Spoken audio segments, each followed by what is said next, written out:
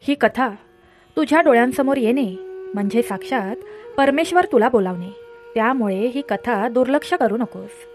ज्यांना कोणत्याही कारणांमुळे श्रीपाद श्री वल्लभ चरित्रामृताचे पारायण किंवा वाचन करणे शक्य नाही, त्यांनी मन शांत ठेवून फक्त ही पवित्र कथा श्रद्धेने ऐकली तर याच दिवशी तुम्हाला श्रीपाद श्री वल्लभ चरित्रामृत वाचल्याचे फळ प्राप्त होते.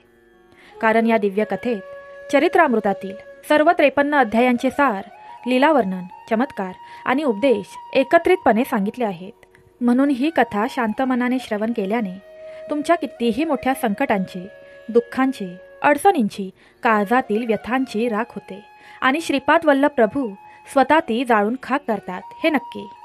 ही कथा आयुष्यात फक्त एकदाच मनोभावे ऐकली तर मोठ्यातील मोठे आजार, रोग, दोष, पापबाधा, वाईट ग्रहदोष यांचा नाश होतो. घरात वर्षभर सुखसमृद्धी, आरोग्य, शांती आणि मंगल कार्य घडत राहतात.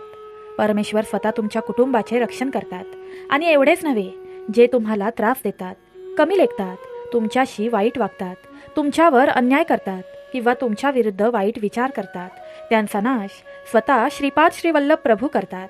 म्हणूनच लक्षात ठेवा, ही कथा आज तुमच्या डोळ्यांसमोर आली, तुम्ही तिला ऐकण्यास प्रवृत्त झालात, याचा अर्थ परमेश्वर स्वतः तुम्हाला बोलावत आहेत, तुमच्याशी संवाद साधत आहेत. म्हणून ही कथा अर्ध्यावर सोडू नका. कारण जसे पुराणे, भगवद्गीता आणि पवित्र ग्रंथ सांगतात, धडा असो किंवा कथा, अर्धवट सोडल्याने पुण्य नष्ट होते आणि अनर्थ निर्माण होतो. म्हणून ही दिव्य कथा शेवटपर्यंत ऐकत राहा. कारण ही कथा तुम्हाला अतोनात, अपरंपार, अवर्णनीय फळ देणार आहे. भक्तांनो, या चमत्कारिक प्रवासाला सुरुवात करण्यापूर्वी श्रीपाद श्री वल्लभ प्रभूंचा दिव्य आशीर्वाद प्राप्त करण्यासाठी कमेंट बॉक्समध्ये प्रेमाने टाईप करा, दिगंबरा दिगंबरा श्रीपाद वल्लभ दिगंबरा. आणि आजची कथा सुरू करण्यापूर्वी दत्त महाराजांच्या किमान एका भक्ताला ही कथा शेअर करा. कारण भक्ती पसरवणारे हात म्हणजेच खरे भक्त आणि भक्तीचा प्रसार करणाऱ्यावरच परमेश्वर प्रथम प्रसन्न होतात. आता एका ठिकाणी शांत बसा, मन एकाग्र करा आणि डोळे बंद करून ही कथा अनुभवत राहा.